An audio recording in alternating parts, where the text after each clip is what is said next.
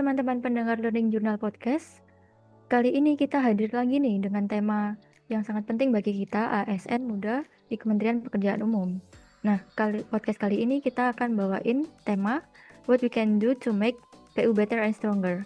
Kita semua pasti tahu ya, tantangan pembangunan sekarang itu sangat kompleks. Mulai dari kebutuhan infrastruktur yang merata, tuntutan pelayanan publik yang cepat, sampai pentingnya menjaga nilai kebangsaan di tengah arus digitalisasi. Nah, hari ini kita akan mendengar 7 suara berbeda nih. Sebelumnya sudah kenal ya dari podcast yang sebelumnya, tapi bolehlah kita kenalan lagi dari awal. Nah, jadi saya mau tanya nih sama teman-teman saya mengenai pandangan teman-teman tentang langkah konkret apa yang bisa kita ambil untuk membuat kementerian kita ini menjadi lebih kuat. Mungkin yang pertama saya ingin dengar pendapatnya dari Kak Fitri. Terima kasih Mbak Citra. Halo, perkenalkan nama saya Fitri dari Balai Penataan Bangunan, Prasarana dan Kawasan Kalimantan Barat. Kalau berbicara tentang tindakan apa sih yang bisa kita lakukan untuk membuat kementerian kita bisa jadi lebih baik dan lebih kuat? Menurut saya, Kementerian PU akan bisa menjadi lebih kuat jika seluruh pegawainya memiliki budaya kerja yang profesional dan disiplin. Budaya kerja profesional bukan hanya soal kemampuan teknis atau gelar yang kita miliki, tapi juga bagaimana kita bisa bersikap dan menjalankan tugas dengan penuh tanggung jawab.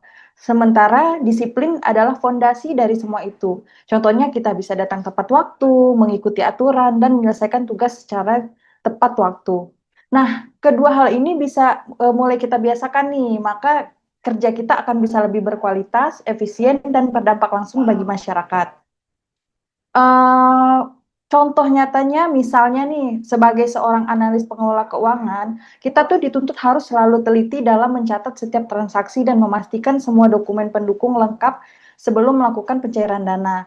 Terus kita harus rutin melakukan rekonsiliasi, memastikan saldo kas dan buku besar sesuai. Nah, selain itu, disiplin melaporkan penggunaan anggaran tepat waktu, menjaga transparansi dan akuntabilitas dalam pengelolaan keuangan.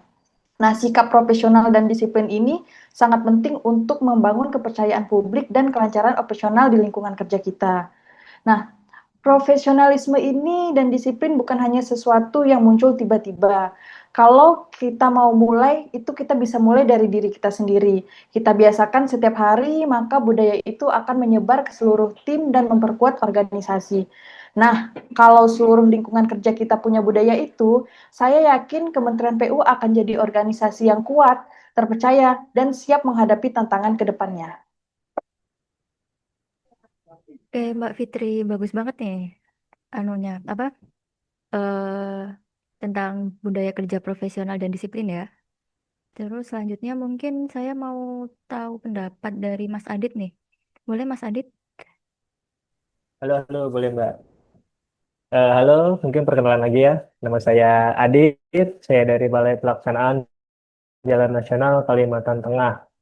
Nah, betul menurut kata Mbak Fitri tadi, kalau pembangunan di era sekarang ini sangat kompleks ya, menurut saya, karena pembangunan di saat ini tuh harus mengandung unsur inklusivitas. Nah, bagi saya, Kementerian PU ini akan kuat kalau pelayanannya bisa dirasakan semua orang tanpa terkecuali. Inklusivitas ini bukan pilihan, tapi suatu kewajiban.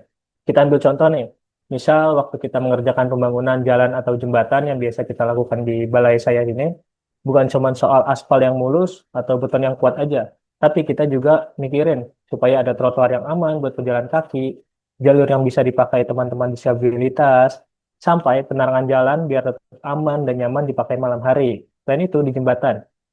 Nah, kita juga merancang jembatan itu supaya kokoh, tetapi tetap ada pagar pengamannya. Dan jalurnya cukup buat kendaraan maupun orang yang lewat. Bahkan, kita juga bisa ajak warga sekitar untuk ngasih masukan. Bahkan terlibat secara langsung pun kita kasih kesempatan gitu, Mbak. Biar hasilnya benar-benar sesuai dengan kebutuhan mereka. Dan bisa dipakai dengan nyaman belasan hingga puluhan tahun ke depan. Nah, kalau infrastruktur yang kita bangun itu mengandung unsur inklusivitas, itu berarti kita bukan cuma ngebangun secara fisik aja, tapi kita juga ngebangun kepercayaan dan rasa saling memiliki di masyarakat setempat. Seperti itu sih, Mbak. Oke Mas Adit. Jadi selain membangun fisik, kita juga harus membangun kepercayaan sama ya. biar PU lagi betul. bisa lebih kuat gitu ya. Iya, Oke, betul. selanjutnya saya mau dengar pendapat dari Mas Rio nih. Boleh Mas Rio? Selamat siang, saya Rio dari BPPJK Wilayah Kalimantan Barat. Tadi saya mau menyambung juga ya dari tadi Mbak Fitri sudah membahas dari uh, keuangan, uh, Mas Adit dari secara teknisnya. Jadi kalau saya membahas dari sudut uh, pengenalan atau mengubah citra PU di ruang digital. Jadi seperti yang kita tahu, PU ini, pegawai PU itu sudah lama mendapat stigma yang buruk. Jadi masyarakat itu selalu berpikiran kalau dia pegawai PU atau kerja di PU, ini sudah pasti ada main proyek atau menerima gratifikasi. Ya. Apalagi ini semakin diperkuat dengan kasus-kasus yang terjadi. Jadi masyarakat itu seperti mendapatkan bukti kalau yang mereka pikirkan itu memang terbukti kok terjadi gitu ya. Oleh karena itu, tugas kita adalah memberikan, memperbaiki kepercayaan publik dengan menggunakan ruang digital itu. Salah satunya media sosial. Jadi kita harus bisa mengimbangi berita-berita buruk, narasi-narasi buruk terkait Kementerian PU ini dengan narasi yang positif. Jadi kita harus bisa menampilkan juga prestasi-prestasi Kementerian PU, pembangunan-pembangunan yang berhasil, mungkin juga tokoh-tokoh di lingkungan Kementerian PU yang berprestasi, yang berdedikasi, sehingga masyarakat tidak hanya menerima berita negatifnya saja, tapi melihat juga uh, lebih banyak sisi positif, sisi buruknya. Jadi mungkin contoh nyatanya dengan konten-konten misalnya bisa di Instagram atau di TikTok atau apapun itu, kita ya memberikan spotlight misalnya untuk ini ASN berprestasi, profilnya, apa aja prestasinya selama ini. Jadi bisa menjadi ini juga ya, kayak seperti teladan juga untuk ASN-ASN yang muda. Atau juga memberikan infografis misalnya tentang kegiatan fisik, sehingga PU tidak terkesan sembunyi-sembunyi, tapi transparan, akuntabel, dan tentunya akan memberikan kepercayaan pada publik bahwa kita membangun itu memang untuk rakyat. Mungkin dari saya itu ya yang poin penting atau yang bisa kita lakukan untuk memberikan PU nilai lebih di masyarakat. Terima kasih. Oke Mas Rio, jadi eh, contohnya tadi kita mungkin bisa ini ya, kayak bikin konten lagi pembangunan apa gitu, progresnya kita share ke media sosial gitu ya. Oke, Ya, bisa gitu. untuk selanjutnya saya ingin tahu pendapat dari Kak Nanda nih. Apa nih langkah konkret yang bisa diambil untuk eh, bikin kementerian kita ini jadi lebih kuat? Boleh Kak Nanda? Oke, halo perkenalkan lagi, saya Prananda. Kalau pendapat saya sih, peran ASN itu, peran ASN muda itu kan bukan sekedar pelaksana ya, tapi juga pelopor juga. Nah, kalau peloporan itu sendiri kan artinya berani memulai. Jadi kita nggak perlu nunggu jabatan tinggi buat kita berinovasi gitu sih. Inisiatif kecil kita juga bisa berdampak besar kan. Yang dibutuhkan kan cuman keberanian buat bertindak, terus ketulusan niat sama kesadaran bahwa perubahan bisa dimulai dari hal-hal yang sederhana gitu. Bisa juga tindakan kecil kayak kita, sekecil kita ngasih contoh disiplin, jujur, atau peduli gitu sama lingkungan. Jadi bisa menular dan membentuk budaya positif juga di masyarakat. Karena menurut aku sejatinya kan pelopor pelopor itu bukan mereka yang sempurna, tapi mereka yang mau bergerak lebih dulu kan demi kebaikan bersama. Kalau contoh nyatanya ya menurut aku sederhana aja kayak bikin sistem inventaris digital buat gudang alat atau material di kantor. Jadi ini tuh bisa untuk mempercepat pencarian data atau mengurangi resiko kehilangan gitu. Kalau pesan dari aku sih, yang bisa aku sampaikan kalau kita mau jadi pelopor nih, kita harus siap belajar, siap gagal, sama kita harus siap coba lagi. Itu sih kalau dari aku. Bener banget nih Mbak Nanda. Kalau kita jadi pelopor harus siap gagal ya Kak ya. Oke, mungkin selanjutnya pendapat dari saya ya. Untuk saya Citra dan saya dari BPPPK Kaltim. Saya percaya untuk transparansi itu merupakan kunci untuk memperkuat PU. Nah, transparansi ini bukan cuma soal laporan keuangan, tapi juga cara kita menyampaikan informasi ke publik, terus kelengkapan data kita. Nah, salah satunya kita bisa menyampaikannya dengan bahasa yang kita pahami, yang mereka pahami. Jadi nantinya untuk apa? Untuk pendekatan ke masyarakat kan akan lebih mudah ya. Untuk contoh nyatanya, di daerah saya nih, saya menyiapkan bahasa lokal juga dalam sosialisasi sosialisasi proyek. Hasilnya, hasilnya warga sini mungkin akan merasa lebih dekat dan mau ikut mengawasi jalannya proyek nih. Nah, jadi kan untuk pendekatan di proyek tuh jadi lebih mudah juga dan kita lebih bisa mengakrabkan diri sama warga sini. Untuk penutupnya, mungkin kalau masyarakat merasa dilibatkan, mereka juga bisa menjadi mitra kita. Bukan cuma hanya menonton kita, melihat kita membuat proyek itu sendiri, tapi juga bisa mengawasi jalannya proyek itu. Oke, selanjutnya saya mau tahu pendapat dari Mas Frian nih. Boleh Mas Frian? Oke, Mak. Sebelumnya mungkin perkenalan dulu ya, saya Frian dari IBBCN Kalimantan Timur. Nah, saya setuju sih dengan pendapat teman-teman sebelumnya, tapi saya mengangkat topik yang kali ini tentang literasi kebangsaan. Nah, banyak kalau menurut saya sih PU itu udah kuat ya di bidang infrastruktur, mau bangun apapun dengan teknologi yang udah ada saat ini itu pembangunannya cukup cepat, tapi untuk lebih kuat bagaimana kalau kita mulai dari dalam dari pribadi pribadi gitu. Nah, topik yang saya ingin ini mengenai literasi kebangsaan nih. Jadi kayak bukan sekedar kita menganggap literasi kebangsaan itu kita cuma belajar Pancasila atau belajar Undang-Undang Dasar, tapi kita memaknainya lebih dalam gitu. Misalnya nih, em, kita mau misalnya di PU kan ada proyek infrastruktur jalan jembatan nih. Ketika kita membangun jalan atau jembatan yang menghubungkan ke daerah-daerah terpencil itu sebenarnya kita sedang menghubungkan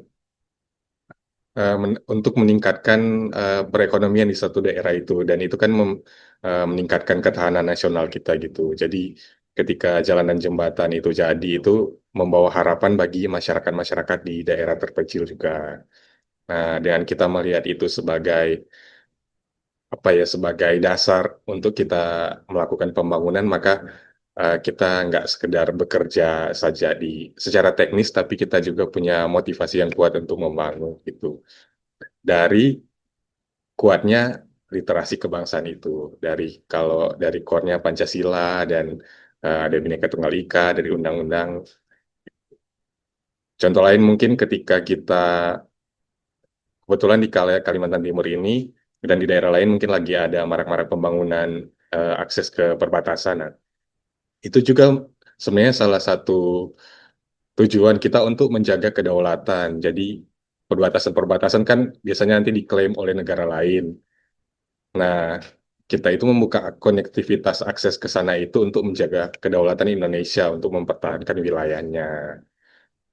Jadi kalau saya sih rasa itu literasi kebangsaan itu perlu diperkuat untuk agar PU ini bisa lebih kuat dan lebih baik ke depannya gitu.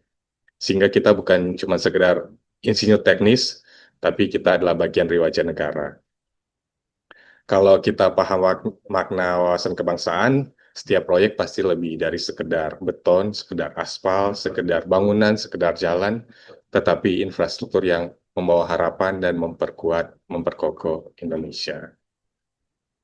Itu mungkin kalau dari saya, Mbak Citra. Oke, Mas Frian. Jadi kita memang harus punya literasi kebangsaan juga sih untuk ini ya dalam proses infrastruktur pembangunannya. Kalau enggak ntar bingung juga ya dalam bikin proyek itu. Nggak tahu gambarnya gimana juga kan. Oke, selanjutnya mungkin yang terakhir nih dari Kak Firda. Boleh Kak tentang langkah konkretnya yang bisa diambil untuk bikin kementerian kita jadi lebih kuat? Terima kasih ya Mbak Fitra dan Mbak Citra. Ya, selamat siang semua teman-teman. Perkenalkan lagi saya Firda dari BP2JK Kalimantan Timur. Jadi menurut saya sih yang membuat Kementerian Pekerjaan Umum itu lebih kuat harus dimulai dari satu kata, yaitu integritas. Karena kita kan bekerja dengan anggaran besar nih, proyek strategis, dan kita juga melayani publik. Jadi kalau misal di saat ini posisi saya kan di bidang pengadaan. Jadi kalau misalnya pengadaan tuh tanpa integritas tuh apapun itu tuh bisa runtuh. Karena integritas itu adalah fondasi utama kita nih. Jadi di pengadaan pun artinya tuh integritas itu dijalankan dengan jujur. Jadi jujur dalam mengevaluasi dokumen pengadaan, terus tepat waktu dalam proses pengadaan, dan juga konsisten antara ucapan sama tindakan. Jadi misal nih saat ada godaan untuk menetapkan pemenang tender, jadi jika saya tidak berintegritas, maka saya akan menetapkan pemenang tender tersebut dan melanggar aturan. Tetapi jika ASN yang berintegritas itu akan memilih jalur yang benar walaupun lebih sulit untuk menetapkan pemenang tersebut. Jadi ini bukan soal tentang citra pribadi, tapi menjaga kepercayaan pabrik.